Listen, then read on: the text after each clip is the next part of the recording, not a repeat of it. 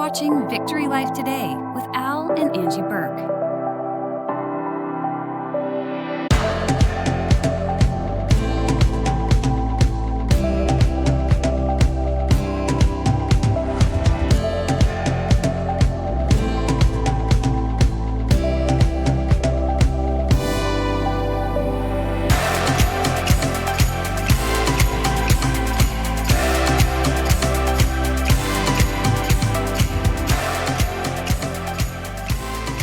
Welcome to Victory Life Today. I'm Al Buhrke. And I'm Angie Buhrke. Thanks so much for joining us today. You won't be disappointed because we're going to be continuing our series on fear, the what ifs of the future, and how horribly paralyzing the what ifs of the future The effects of fear can be on you. What it can do to you. And today we're going to be talking about the effects of fear. There are different things that happen as a result of our fear and anyone's fear. You know, you talk about the effects of fear, and I just want to throw this in just quick on this one. And I'm going to do a show on this one of these days. It's called The Law of Attraction. What you think about, what's on your mind, what you're talking about, your focus to your life, it's called the Law of Attraction. And what you focus on, you bring into your life. So if you have fears and you're constantly thinking about that fear, oh, how am I going to get out? Oh no, my fear is causing me to do this. How am I going to change things? How am I going to get out of this?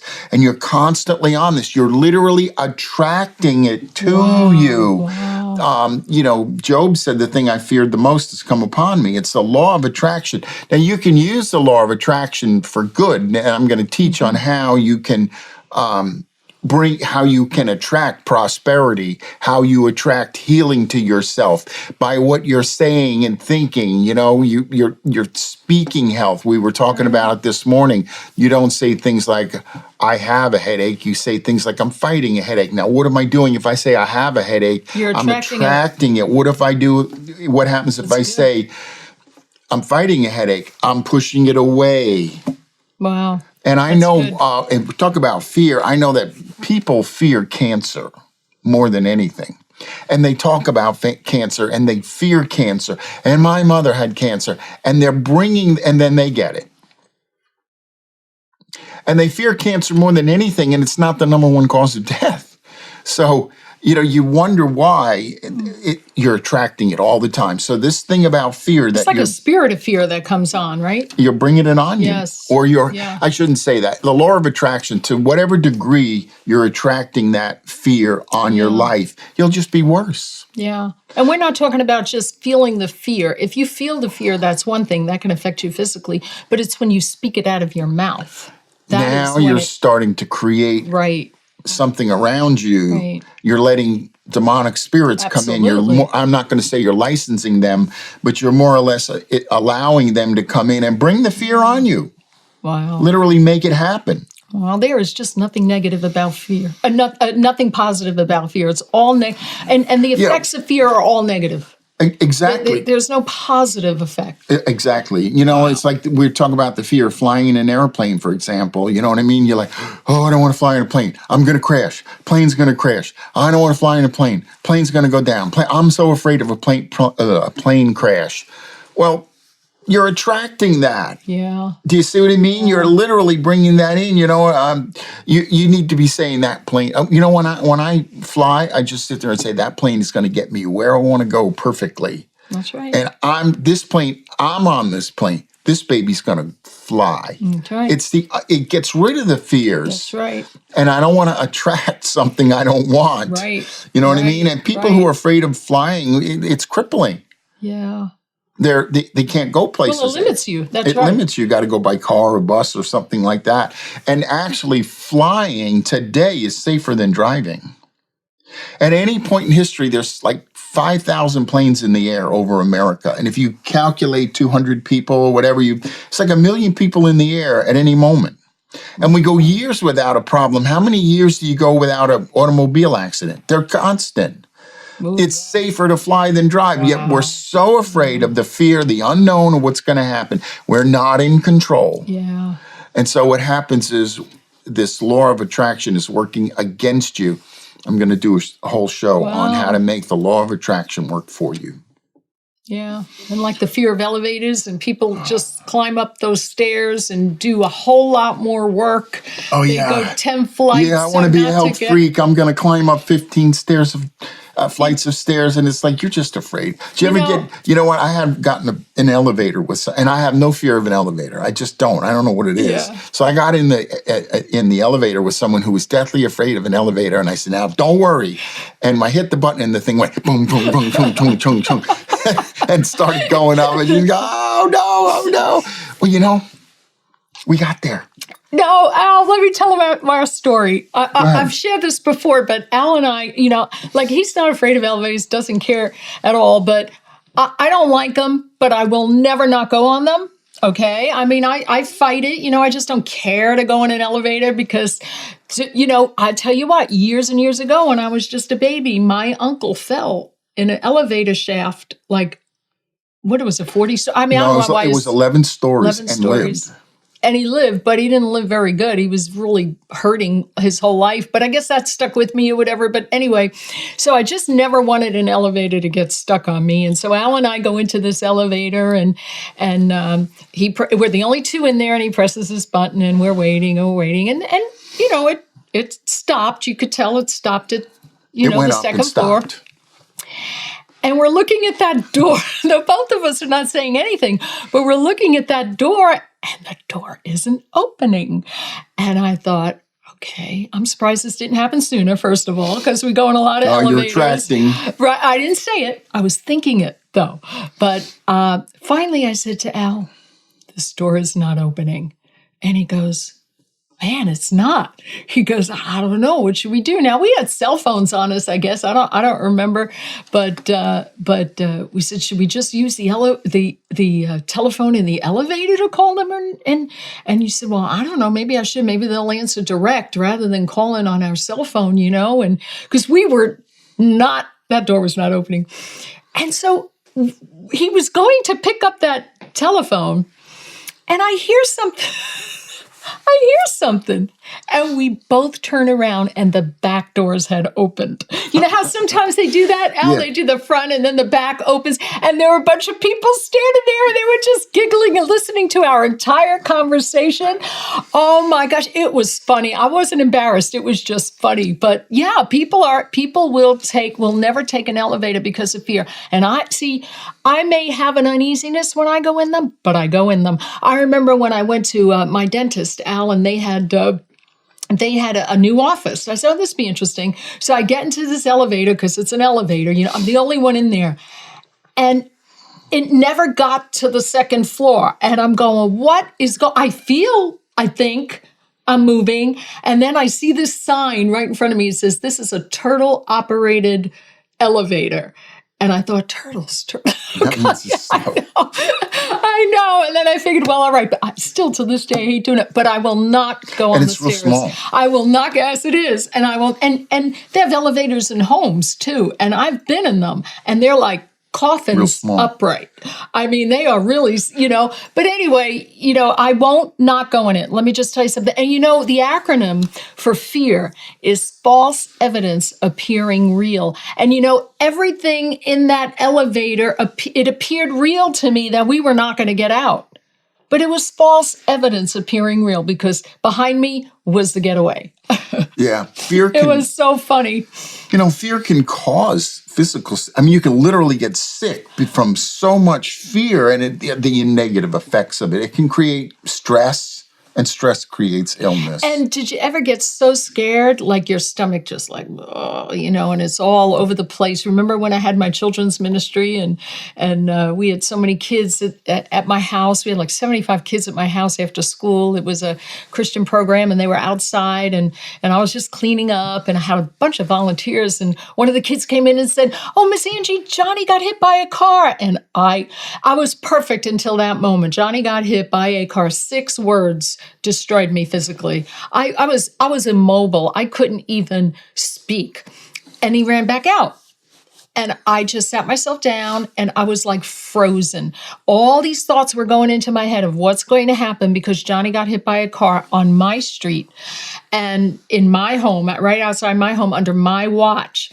And my throat started closing up. I started getting very hot. I was nauseous and sick, and every physical symptom you could think of came on me. And I just sat there for 5 full minutes, which seemed like an hour, and I never moved. I never moved. And then this volunteer walks in and she's happy as could be. And she was laughing. And I said, well, somebody told me Johnny got hit by a car. She goes, oh yeah, that was those little plastic cars you've got outside, the little Tykes cars Toys. and everything. And in 1 second, my body all got back to normal. Do you see how the fear can just, it attacks your physical body? It's really horrible. I hate fear. And I think you would all agree with me. Yeah, well, fear can cause depression, and it will cause depression. And, we weren't created to even handle fear. That's exactly We were created in love. That's right. And the whole earth was created in love. And as mankind gets more and more evil, and there's more evil in the world, that's why there's earthquakes and volcanoes, is because the earth can't operate under so much sin. And the earth, everything in God's creation was created in love. That's right. Positive, for the positive. For the positive. We were never made to worry and have anxiety and frustration. No. We don't handle it well. Some of us think we do, and maybe you will when you're young, you'll handle it for a while, but it's taking a toll on you. Yeah. It will take a toll on your life. Absolutely. If you get into the fear. Absolutely. Did you ever know how one day somebody could be perfectly normal and how the next day, all of a sudden they have what they call chemical imbalances or whatever like that? And what happens in their bodies to cause such a thing, I'm just going to tell you, I had a lot of people working for me that had chemical imbalances. Trust me. I don't know what happened to their body. The mind and the brain. Tell us. Okay, there's this. Your mind is invisible. It's your mind. Mm-hmm. But your brain is your physical organ. And your brain runs your body. It sends all of the signals to work your hands, whatever you're doing. That's coming from your brain. But the brain takes its input from your mind, what you don't like, what you think, your fears, no fears, So your brain is a physical organ. And it can make you sick. Your brain creates all the vitamins you need, chemicals, hormones. It will just create them. But fear will cause your brain to sort of like misfire or not even function. Really it'll do worse. That's good. Dr. Caroline Leaf, she is an awesome lady. And in her book, she's written many, Who Switched On My Brain, Switch Off Your Brain. And she wrote a book called The Gift in You. And here's how she explains what happens when you have a fearful moment. 1,400 chemicals, and physical responses occur in the brain. And it disrupts your thinking. And what those chemicals are doing, they're shooting out into your body, trying to locate the fear. But because we are wired for the positive, it cannot find the fear. Okay, we're wired for love. It's not there. We're wired for love and for the positive. So because the chemicals cannot locate the fear, it goes into what we call chemical chaos. It goes into, when people say, a chemical imbalance, I never understood what a chemical imbalance was. I thought, that's just garbage. But no, it does happen. Chemical imbalances happen in people, but it's not because all of a sudden one day you're perfect and the next day you have a chemical imbalance. There's a reason for that. And the reason is what you're thinking. The reason comes from the mind. The mind goes into the brain, and the brain now sends out all these bad hormones, bad chemicals into your body, making you literally sick. Exactly. That your body wasn't even able to doesn't know what to do with it. Wow. And these things like bipolar disorder, depression, and chemical imbalances, and really, I spoke to a doctor once and I said, how could a person be perfect one day and then have this chemical imbalance or bipolar disorder the next day? And you know what he did? He says, we don't know. We don't know why, but I had the answer. You had the answer. It's what you're thinking. It's what you're allowing into your minds that are causing the brain to not function correctly. I make it in my own life, I make sure when I start thinking about anything that's going, because I know this, what you're talking about, Yeah. I make sure the minute something's going to create all that fear and the worry and all of that, the minute that I on purpose take that thought captive and I reject it and I throw it out and I bring in the mind of Christ, God loves me and I'm going to get through this situation. And I start I on purpose think about good things, because you will make yourself sick if you stay in the fear long enough. That's good. That taking the thought captive unto the obedience of Christ. What that means, it's not in obedience to Christ, it's unto the obedience of Christ, which means it was Christ's obedience at the cross that allows you to sit back and say, oh my gosh, he took this fear. Yeah. He took this worry. I can just cast my care on him and roll my care unto the Lord, because he took all my problems 2,000 years ago on the cross. Cast your care on the Lord. It was Christ's obedience that allows us to not we don't have to get into that fear. Yeah, That is on just so purpose, awesome. I will just start thinking about the things of God and the things God's done for me. And how many times have you worried and worried and worried about something that was maybe going to happen, and you had all this fear, and it didn't happen anyway? It almost never does. I mean, this is what I heard somebody say. Whatever you're fearing, whatever you're thinking of in the future, it almost never comes to pass. It's just your wild imagination. And you have to tame that imagination. Well, we talked about the fear of flying. They're all freaked out over getting on a plane. Oh, no, they get on the plane and they land and they get out and they go do what they're doing. Well, what happened to all that fear of flying? What was that all about? Yeah. I don't know. Yeah. You have to really fight this. I remember, and I will say the name, Kenneth Copeland's daughter, his granddaughter was very sick. I forgot what it was, but they ended up in the hospital with her, and they got a very grim report. And I'm not sure if the mother was Kelly or not, I'm not sure, but she stood up, and the first thing she said after she got this report was out loud, she said, I will not fear. Because when that fear, oh my gosh, that fear opens up the door for the enemy like you would not believe. So she, instead of saying, oh, my child is going to be well, and of course I'm sure she said that, she had to work on herself first. Let me put it that way. She had to get that fear out so that she can speak those words of authority over her child, and that child is perfect today. She was fine, but she had to work on that fear. And the same with the story with Mike Hesh, where he had a big tumor that grew this big on him, and he would not have surgery, and he found out the love of Christ and how much God loved him. But the thing that the pastor told him when he got his first diagnosis of a little bit of a cancer here, he says, the first thing you have to do, Mike, is you have to get rid of your fear. Once you get rid of that fear, then you can work on your authority and strike. And it took him, I think it was 8 months before that thing got big, and then after 8 months, it started going down, down, down. But he was in the Word and everything, and he never had to have surgery. Cancer's all gone. He's ministering today in phone centers and everything. Oh, it's just been awesome. But the thing that he had to work on first was not that cancer; it was the fear. Right. It is powerful. Fear really will shut down God's plan for your life, because you'll get so much into fear that you just won't do what God has you to do with your life. You may understand he has something for you to do, but because of fear, you'll never even get there. And we talked about that in the last show about the lady that God had called her to pray for people. And because of fear, she stopped. And fear opens the door to the enemy. Wow. You're letting him in. That's right. And then the enemy is really running you. And because he's really controlling you, because you won't do this, he wins. You won't get on an elevator, he wins. You won't go on an airplane, he wins. And he goes, man, I got this, I got this person just where I want this person, It's bad. The devil can't win anything. He has to get you to quit. And the way he gets you to quit is to just use fear to shut you down. Wow. The devil has nothing. He is nothing. He doesn't have any money. He doesn't have any abilities. You have it all. And all he's got to do is deceive you out of it. Wow.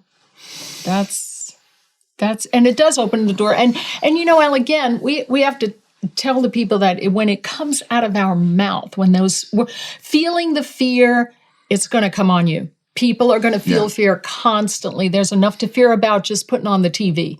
Okay. It's a constant thing. It's what you do with that fear. If you start speaking it out of your mouth, then you're like cementing it. You're like saying, okay, it becomes stronger. And then the fear of attraction, and then it eventually comes on you. But before you even put it out of you, instead of putting the fearful words out of your mouth, I tell people, why don't you lie to yourself? If you don't believe you're going to be safe, just say you're going to be safe anyway, because believe in the power of your words. Kenneth Copeland once said, if you can't believe what you're actually saying, then believe in the power of those words, and that'll get you through. And I think that's just an awesome thing. One of the things when you're speaking your fears, you're giving the devil the information he needs to destroy you, because you're telling him what you're afraid of. Wow. What you fear. We all have different things that we fear. I never had a fear of getting sick my whole life. And I've had plenty of sicknesses and plenty of problems, but I never had health insurance my whole life. Now, they put me on Medicare now that I'm older, and that's fine, whatever. I'm gonna take it. They're gonna give it to me. I'm gonna take it. So the point of my story is it was never an issue for me. I just believed God made me. He's got things for me to do, and he's going to keep me well. And when I did get sick, I attacked it and went on. And I've been healthy most of my life, and I'm still I'm very healthy. The point is, someone else, they absolutely feared getting sick and feared health. And I had a friend of mine, he told me this. He said, I have every kind of imaginable health insurance policy. He said, I've got so much insurance. He says, doesn't matter what happens to me. He says, man, I'm covered. And I'm sitting there with nothing, right? And I said, oh, okay, that's good. I'm glad for you. He feared that. And then one day I went in his office and he's going like this. And I said, what's wrong with you? And he said, the doctor told me I have rheumatoid arthritis and there's no cure for it. So I said, so all that health insurance isn't doing you any good. I said, let me take care of it. And we prayed for him, and he got a miracle healing. It was all gone. And guess what? He still has a ton of insurance because he has these fears. Right. Someone else might have a fear. I always had a fear of not provision. I was just going to bring that up. I have enough money? Am I going to be? And so I'm always working day and night because of that. Someone else has no fear of that. Right. And then so because they don't have a fear of it, it's not that big of an issue. But fear is just the lack of trust in God once again. What it was. And what is the enemy trying to do? He's trying to get us to see that God's word is untrue. And of course it's true. But he's trying to ruin our faith. He's trying to get us to say, wait a minute, your word, you said this, you said you protect me and this thing happened. And so your word is untrue. And that's that. And you know what? We help him out an awful lot. We tell them what we're afraid of. We really do. We help them out an awful lot. We're absolute fear of what we're afraid of. And so guess what? If you're afraid of, you got health insurance up to your eyeballs, and you say, oh, I'm afraid, that's where he's going to attack. If you don't care about this, it's not a big issue. He's not interested in attacking you over there because you won't respond the way when it says the devil comes to steal, kill, and destroy. If you look up that word destroy, it's like beating something completely it's like if you killed someone, that's not good enough. You bludgeon and beat that person's body until there's like not even anything left of it. That's what he wants to do to you. So why give him the information he needs? Don't let him know what you fear, because he's going to start trying to work that angle. So keep your mouth shut. I've done it. When one time we were on a long trip and something happened and I was really upset and I was really fearful about what would happen to somebody that I really cared deeply about. And I thought about it for 3 days. My mind became so toxic. My thoughts were so toxic. I was so sick by the time we got home, and I couldn't wait to go into God's barn, our barn we have, and tell God all about it like he didn't know. right? And I was just such a mess, and we got home and I didn't even unpack, and I went into the barn, and I just started walking around and just ready to unload on the Lord. Now, he knew everything that happened, but of course I wanted to unload because I wanted to make me feel better, and I was scared about what was going to happen in the future. And so I walked around and I walked around and I walked around, and I was just about to open my mouth, and the Lord spoke to me and he said, "You know what to do." And I did not want to hear that, Al, because I was so afraid of things that were going to happen as a result of what had just happened. And he says, "You know what to do." He says, "I do not understand anything but my word." He said, "You have to speak my language." And I'm grinding my teeth because I'm so mad, because I want to just let it all out and cry a river of tears and have that pity party that we all want to have. And the Lord wouldn't let me. And so the first thing that came out of my mouth is, "I thank you, Lord, that you got this." And I started speaking the word with tears streaming down my face because I was mad. And by the time that whole thing was over, and I don't know how long I did that, but I walked and walked and walked, and you know, I felt that pat on the back by Jesus, and he was like, "Good job, I get it. Now you don't have to worry about a thing." And today that whole situation is nothing happened since then. Everything just got better and better and better, and that whole situation is gone. You know what Joyce Meyer says? You can be pitiful or powerful, but you can't be both. You can't be both. So you got to be one of the, might as well be powerful. Absolutely. Absolutely. Do not give the enemy access to your mind. And if you feel fear, get away into a room, a private area. That's right. And start speaking the word of God, the language that God understands. Then that fear, the devil just has to leave. And that oppression and that fear will just leave you. It will. And it might have to be done more than once, but you keep doing it. We want to show you our book, No More Regret, No More Fear. And this teaching is in this book, along with other things on the what ifs of the future. And you can go to victorylifeministries.org and get your copy today. And also, we do give a free daily confessions card with every book that's purchased. Just get the Word of God in you every single morning, and you'll know these scriptures within no time, and they'll just help you in your everyday chores. And then we have a daily confessions magnet for your refrigerator, so it'll remind you to repeat those scriptures every day. Thank you so much for joining us. Hope you enjoy it. And remember, victory is yours through Jesus Christ. We'll see you next time.